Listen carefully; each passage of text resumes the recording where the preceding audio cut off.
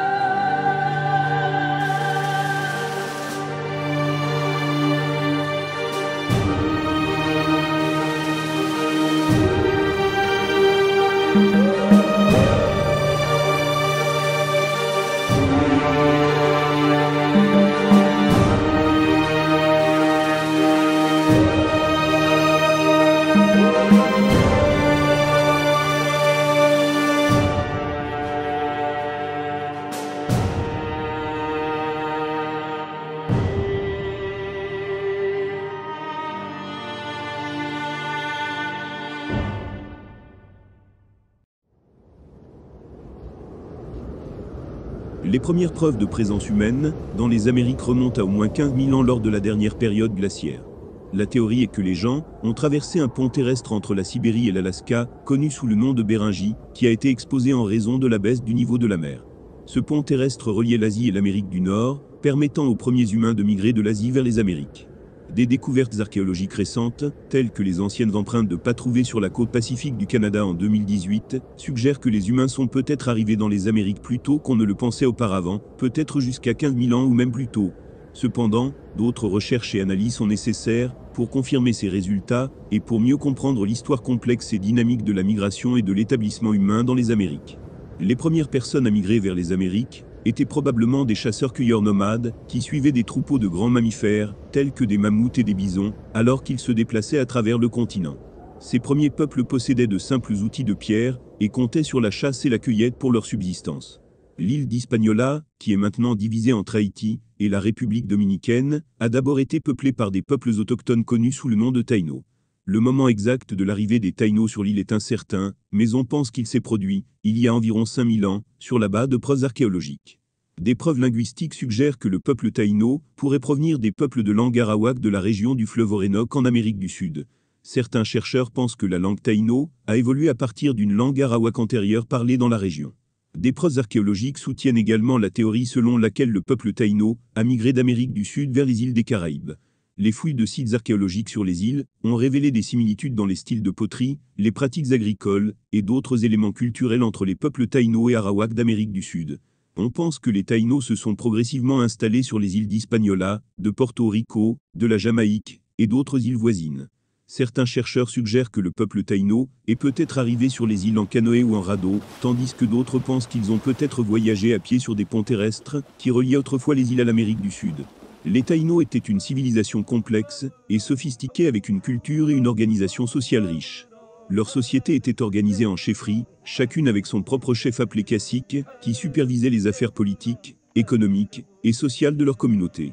Les chefferies étaient organisées de manière hiérarchique, chaque chefferie ayant un chef suprême, qui supervisait un groupe de chefs subordonnés. L'une des principales caractéristiques de la société taïno était son système agricole complexe. Les Taïnos d'Hispaniola et d'autres îles des Caraïbes cultivaient une variété de cultures, notamment le maïs, le manioc, les haricots et les patates douces. Ils pratiquaient également la pêche, la chasse et la cueillette, qui étaient d'importantes sources de nourriture et de ressources.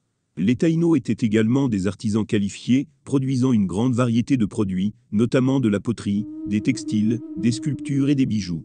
Ils étaient habiles dans le tissage et la filature, et fabriquaient également des sculptures en bois complexes et des sculptures en pierre. La religion a joué un rôle important dans la société taïno, les Taïnos pratiquant un système de croyances complexe et nuancé, qui comprenait diverses divinités et esprits. Les Taïnos croyaient en un dieu créateur, ainsi qu'en une variété d'autres dieux et déesses associés à des aspects spécifiques du monde naturel, tels que le soleil, la lune et la mer. Ils croyaient également en l'existence d'esprits, y compris les esprits ancestraux, et avaient un système complexe de rituels et de cérémonies associés à leurs pratiques religieuses. La musique et la danse étaient également des éléments importants de la culture taïno, les Taïnos utilisant une variété d'instruments, notamment des flûtes, des tambours et des maracas. Ils avaient également une riche tradition de danse, avec de nombreuses danses associées à des cérémonies religieuses ou à d'autres événements d'importance. Mais alors que les Taïnos s'épanouissaient dans leur propre monde, leur vie était sur le point d'être changée à jamais par un homme né à plus de 7000 km d'eux. Il s'appelait Christophe Colomb. Christophe Colomb était un explorateur italien né à Gênes, en Italie, en 1451. Il était le fils d'un tisserand de laine et avait peu d'éducation formelle, mais il s'est intéressé à la géographie et à la navigation dès son plus jeune âge. Colomb est devenu marin à l'âge de 14 ans, travaillant sur divers navires et devenant finalement capitaine. En 1477, Colomb a déménagé au Portugal, où il a commencé à développer son idée de trouver une nouvelle route vers l'Asie en naviguant vers l'ouest à travers l'océan Atlantique. Il croyait qu'en faisant cela, il pourrait établir une route commerciale lucrative pour la couronne espagnole, ce qui aiderait à financer une croisade chrétienne, pour reprendre la Terre Sainte du contrôle musulman. En 1484, Christophe Colomb présenta son plan au roi Jean II du Portugal, mais le roi le rejeta. Colomb se tourne alors vers l'Espagne où il veut gagner le soutien du roi Ferdinand II et de la reine Isabelle Ier de Castille. Le 1er mai 1486, l'autorisation ayant été accordée, Colomb présenta ses plans à la reine Isabelle, qui, à son tour, les renvoya à un comité. Les érudits espagnols, comme leurs homologues portugais, ont répondu que Colomb avait grossièrement sous-estimé la distance à l'Asie. Malgré ce rejet, les souverains décident de prendre Colomb sous leur protection, afin qu'il ne vende pas son idée ailleurs, et aussi qu'ils puissent garder leurs options ouvertes. Mais après plusieurs années de lobbying, Colomb reçut finalement en 1492 l'approbation des monarques pour financer son voyage. Après avoir reçu l'approbation du roi Ferdinand et de la reine Isabelle pour entreprendre son voyage, il a commencé les préparatifs de l'expédition. Colomb a passé plusieurs mois à rassembler des fournitures et à recruter des membres d'équipage pour le voyage. Le recrutement de l'équipage posera néanmoins quelques problèmes. Peu de personnes étaient prêtes à se porter volontaires pour ce voyage. Le frère franciscain Antonio de Marchena jouera un rôle notable, notamment en permettant à Christophe Colomb de rencontrer et de convaincre les frères Pinzon, dont l'influence locale était grande. Cependant, 4 prisonniers, dont un condamné à mort pour meurtre, furent graciés et libérés de prison pour compléter l'équipage. Le frère de Colomb, Bartolomeo, qui a servi comme capitaine du navire Pinta, faisait également partie de l'équipage. Un autre défi auquel Colomb a dû faire face était de trouver suffisamment de financement pour l'expédition. Bien que les monarques espagnols aient accepté de financer le voyage, ils n'ont fourni qu'une partie des fonds nécessaires. Colomb a dû lever le reste de l'argent en empruntant à de riches amis et associés d'affaires. Enfin, le soir du 3 août 1492, Christophe Colomb quitta Palau de la Frontera avec 3 navires. La plus grande était une caraque, la Santa Maria, détenue et dirigée par Juan de la Cosa, et sous le commandement direct de Christophe Colomb. Les 2 autres étaient des caravelles plus petites, la Pinta et la Nina, pilotées par les frères Pinzon. Environ 90 hommes composaient cet équipage. Colomb a d'abord navigué vers les îles Canaries. Là, il a réapprovisionné et effectué des réparations, puis est parti de San Sebastián de la Gomera le 6 septembre, pour ce qui s'est avéré être un voyage de 5 semaines à travers l'océan. Le voyage a été difficile, l'équipage étant confronté à de nombreux défis, notamment des tempêtes. L'une des tempêtes les plus violentes s'est produite dans la nuit du 13 septembre 1492, alors que la flotte se trouvait encore dans l'océan Atlantique. La tempête était si intense que les navires ont été séparés, la Pinta et la Nina s'éloignant de la Santa Maria. L'équipage était terrifié, et Colomb lui-même craignait qu'ils ne périssent tous dans la tempête.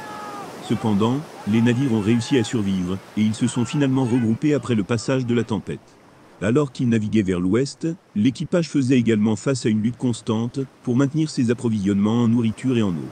Ils ont été contraints de rationner leurs provisions et de compter sur l'eau de pluie pour boire et cuisiner. Le voyage a été éprouvant physiquement et mentalement, et de nombreux membres d'équipage sont tombés malades ou sont morts de maladie. Selon le journal de Colomb, 5 membres d'équipage sont morts pendant le voyage, mais d'autres sources suggèrent que le nombre aurait pu être plus élevé. De plus, certains membres d'équipage doutaient des capacités de Colomb en tant que navigateur et n'étaient pas d'accord avec ses décisions sur la façon de procéder pendant le voyage. Cela a conduit à des mutineries à plusieurs reprises, certains membres d'équipage menaçant même de renverser Colomb par-dessus bord et de retourner en Espagne. Le 7 octobre, l'équipage repère d'immenses nuées d'oiseaux. Le 11 octobre, Colomb a changé le cap de la flotte vers l'ouest et a navigué toute la nuit, croyant que la Terre allait bientôt être trouvée. Vers 2 heures le lendemain matin, un guetteur sur la Pinta, Rodrigo de Triana, a repéré la Terre. Le capitaine de la Pinta, Martin Alonso Pinzon, a vérifié la vue de la Terre et a alerté Colomb. Colomb a soutenu plus tard qu'il avait déjà vu une lumière sur la Terre, quelques heures plus tôt, réclamant ainsi pour lui-même la pension à vie promise, par Ferdinand et Isabelle à la première personne à apercevoir la Terre. Dans la matinée, Colomb et les frères Pinzon ont pris un bateau et ont atterri sur une petite île, nommée Guanahani par ses habitants taïnos. Le navigateur fit enregistrer sa prise de possession, au nom de la reine de Castille, par le notaire qui les accompagnait. Il lui a donné l'un des noms du Christ, San Salvador, et s'est proclamé vice-roi et gouverneur général. Lorsque Colomb et son équipage sont arrivés à Guanahani, ils ont été accueillis par un groupe de taïnos, qui sont venus à la plage pour les accueillir. Les taïnos étaient curieux en voyant les nouveaux arrivants, et ils ont apporté des cadeaux de nourriture et d'eau aux marins. Colomb a été frappé par la beauté et la simplicité du mode de vie taïno. Il les a décrits comme pacifiques et généreux, et il a écrit dans son journal qu'ils étaient les meilleures personnes du monde, et surtout les plus douces. Colomb a été impressionné par l'agriculture des taïnos, leur habileté à faire de la poterie et leurs maisons simples mais élégantes. Malgré la convivialité initiale entre les deux groupes, il y avait aussi des différences culturelles importantes et des malentendus. Les taïnos n'avaient aucune notion de propriété foncière, et ils ne comprenaient pas les prétentions de Colomb de prendre possession de leur île au nom des monarques espagnols. Colomb a également eu du mal à communiquer avec les taïnos, car ils ne parlaient pas leur langue, et devaient compter sur des interprètes. Croyant avoir atteint les côtes de l'Inde, Christophe Colomb appela ses indigènes indiens. Il était intrigué aussi par les bijoux en or, dont ces Indiens se paraient. Il rapporte que, lors de ce premier contact, communiquant par gestes, à force de répétition, et malgré quelques incompréhensions, les taïnos leur ont dit que l'or se trouvait en grande quantité sur une grande île située au sud-est, habitée par des populations de cannibales qui leur sont hostiles. Le 28 octobre, Christophe Colomb débarque dans une baie aujourd'hui appelée baie de Bariais. Il donna à l'île, aujourd'hui Cuba, le nom de Juana, en l'honneur de l'enfant Don Juan, fils des rois catholiques. Le 12 novembre, les navires repartent. Le 23 novembre, Christophe Colomb perd de vue la Pinta et accuse Martin Alonso Pinzon de désertion. En réalité, Pinzon était parti seul explorer la terre soi-disant convoitée du Japon. Colomb est retourné à Cuba, où il a entendu parler d'une île à l'est appelée Boyo par les indigènes. Il remit les voiles le 4 décembre et le 6 décembre, il posa le pied sur l'île, et la baptisa du nom d'Hispaniola, la Espanola, l'Espagnol, car cela lui rappelait les campagnes de Castille. Il avait atteint l'île que ses habitants appelaient Haïti ou Quisqueya. Ce sont les deux principaux noms utilisés par le peuple taïno pour leur terre natale. Haïti signifiait pays des hautes montagnes, tandis que Quisqueya signifiait mer de toutes les terres.